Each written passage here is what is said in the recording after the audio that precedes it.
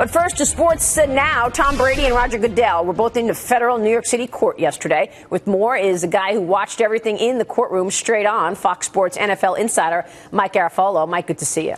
Thank you for having me. What did you see yesterday? I was actually in the overflow courtroom. It's my own fault. I was outside talking to some people, so I got in the overflow courtroom. Okay. But that was a cool scene of its own, because there actually was a guy in a Brady jersey and a whole bunch of Patriots fans. And even at one point, when the judge was going through all the evidence, and he said Tom Brady's numbers were actually better in the second half with the fully inflated football. The guy in the Brady jersey turns to his dad and he high fives him in a federal courtroom. And I'm saying this is just a completely jumped the shark by this point, but it was a bit of a zoo down there. Wow, unbelievable. So who do you think came out the winner in the court? Well, obviously, if you look at what happened, if you read what happened, if you were there, Judge Berman was a lot harder on the NFL. There were a lot tougher questions directed at them than the NFLPA. I wouldn't read too much into that, though, because his job is to play devil's advocate here, to poke holes into both sides and nudge them toward a resentment. A source told me that they believe that they were trying to soften up both sides, or he was trying to soften up both sides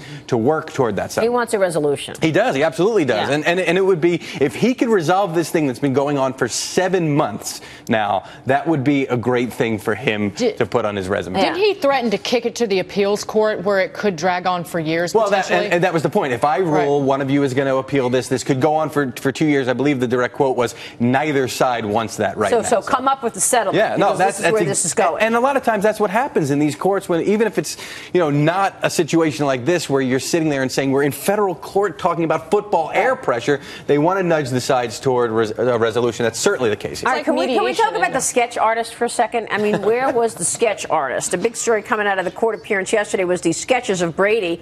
The internet's on fire about it. Some people are calling him Lurch. Let's take a look at the picture. Wow. Jane Rosenberg is a longtime courtroom artist in court in Lower Manhattan. She's drawn everybody, including Martha Stewart, when she was on trial. I will say one thing to her credit: that's how New Yorkers think Tom Brady looks. Yeah, she's a Jets fan. Oh, come on. That is how they see him. Not this New York. Gollum is hot. He's a lot better looking than that sketch. Agreed. So, some of her previous sketches, which you do a quick Google search, she did some really flattering ones. I mean, you go through that. She said she doesn't. That's incredible. You mentioned the Martha Stewart sketches from the trial. I saw one this morning. There's a singing Tom Brady singing "I Will Always Love You." So they've done a whole lot with just people that on the internet lost their minds over this. There's Tom Brady's as Freddy Krueger. I love it. All right, look, we got to talk about the broken jaw for a second here, Mike. What the heck happened? There's an argument over a financial issue. Geno $600. $600, right. We got all that. Now, as I reported when this initially happened, Geno Smith at some point did put his finger in the face of I.K. Enek-Pali, and that escalated the argument. Now, the Daily News reported this morning the same thing and said that he deserved it. Nobody deserves to get punched in the face unless they punch a guy first.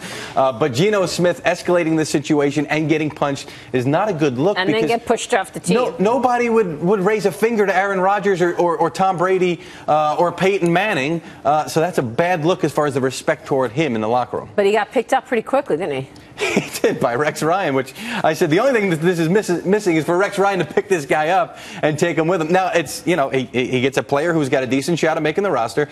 He gets to take a shot back at the Jets.